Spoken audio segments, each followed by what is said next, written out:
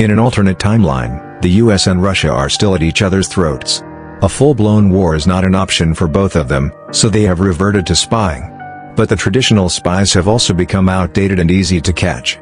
Hence, the Russians have formed a group of female spies, who have mastered the art of seduction. They find their targets, seduce them, have kiss with them, and then extract the required information.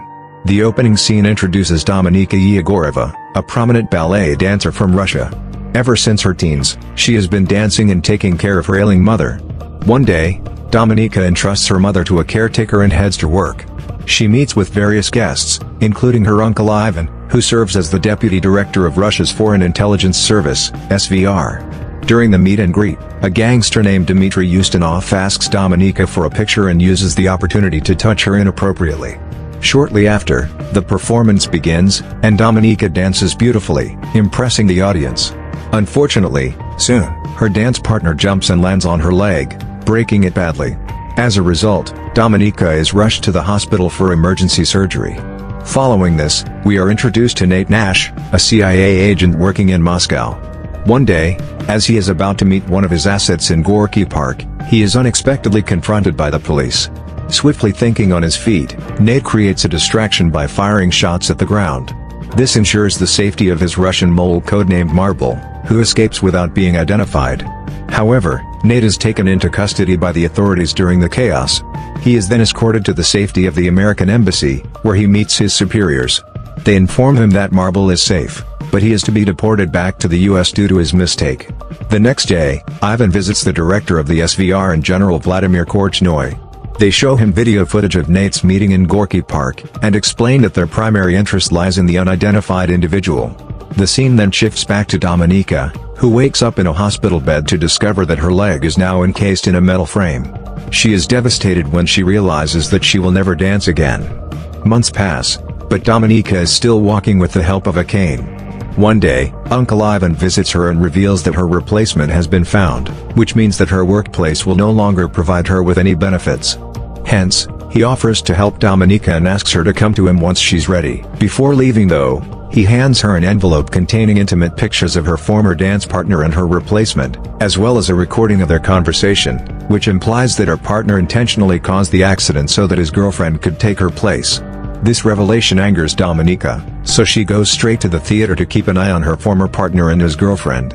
After watching them practice, she follows them to the steam room where they start making out. In a fit of rage, Dominika attacks them with her cane, exacting her vengeance. On her way back, she stops by a phone booth and reports the incident as an accident. After this, Dominika, now with her career in ruins, turns to her uncle for help.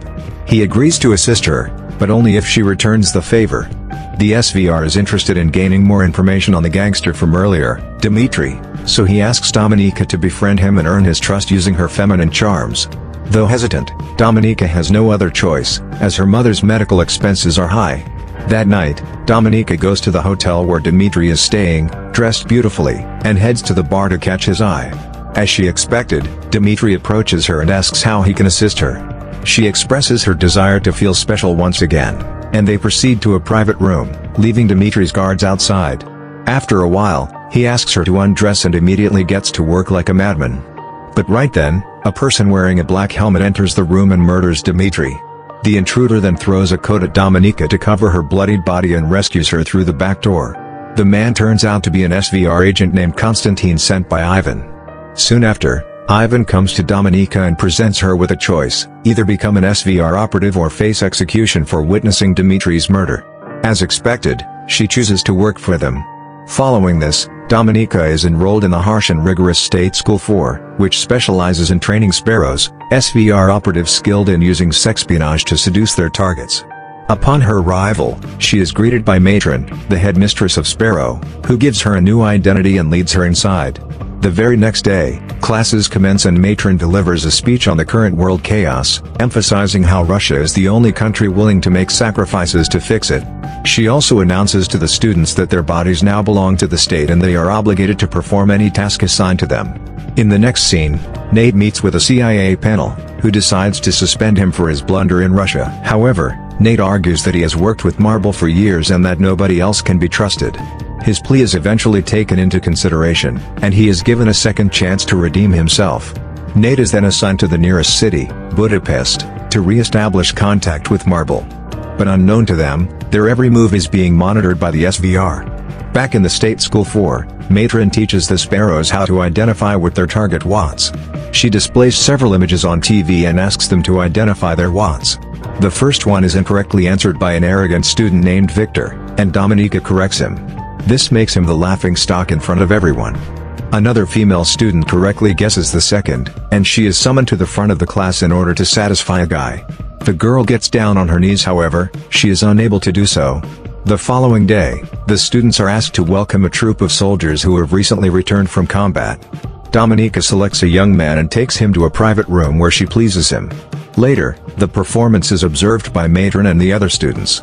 Matron comments on Dominika's performance, saying that her technique was good but she still hasn't learned to give herself up.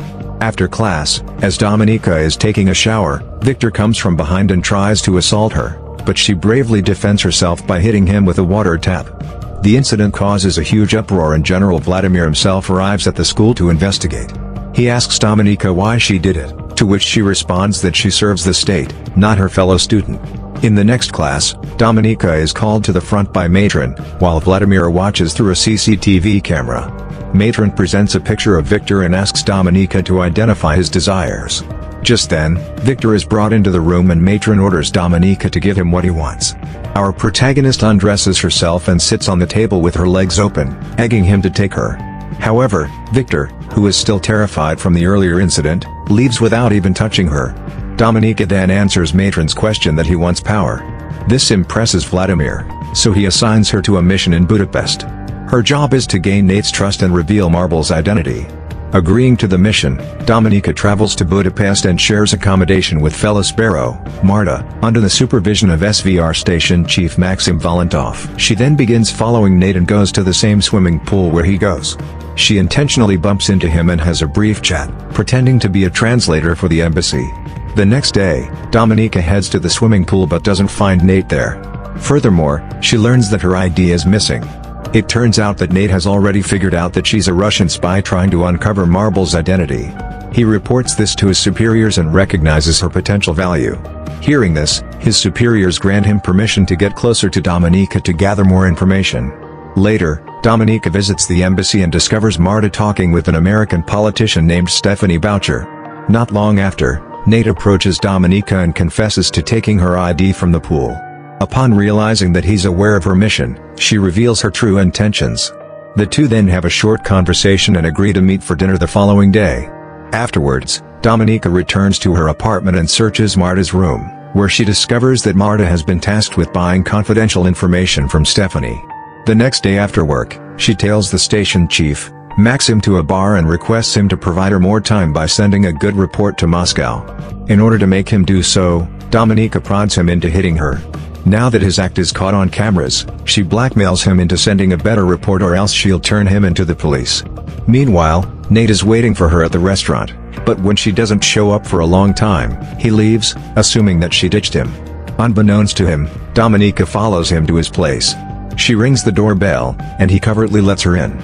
Nate frantically inquires how she found his place, and Dominika turns up the TV volume to ensure that they can't be overheard before asking him about what happened in Gorky Park. After receiving the answer, she kisses him, but he stops her midway and asks her to go home. The following day, Dominika receives an unexpected visit from Ivan, who wants to check on her progress with Nate. Feeling pressured to buy more time, she makes up a lie and tells him that she's also working on Stephanie's case with Marta, but will require additional funding. Ivan gives it a thought and decides to leave for now.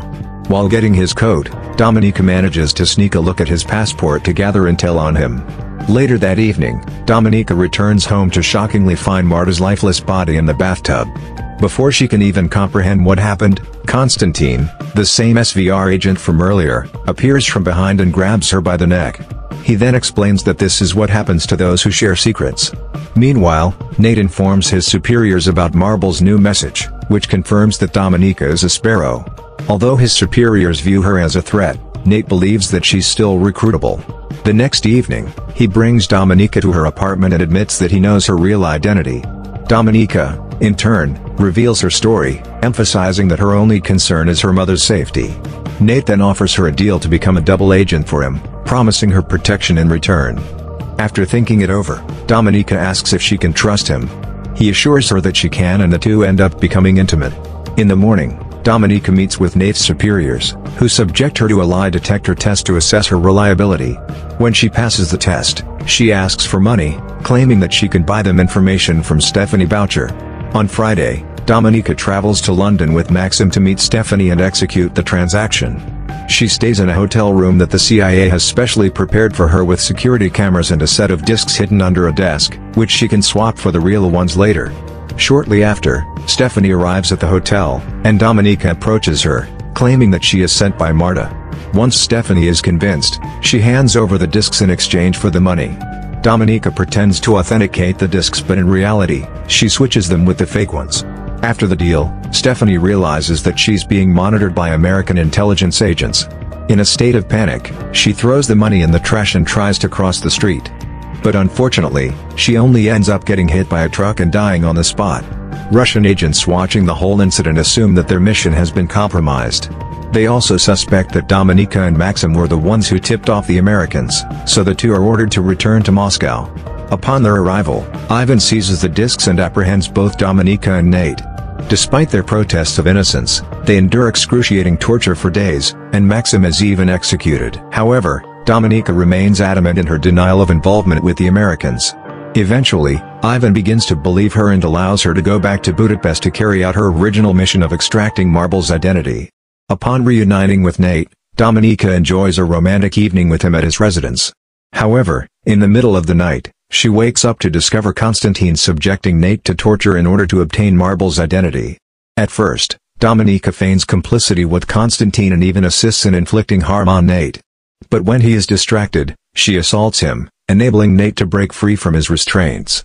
The two then team up against Constantine and manage to take him down, but they endure serious injuries during this process. In the next scene, Dominica wakes up at the hospital where she receives a surprise visit from General Vladimir. Shockingly, he reveals himself as the mole, Marble. Vladimir, who is a former patriotic official, confesses that he became disillusioned with Russia's rampant corruption when his sick wife was denied treatment from an American doctor. Fearing that he will soon be caught and his sacrifice will be in vain, Vladimir instructs Dominica to expose him to Ivan.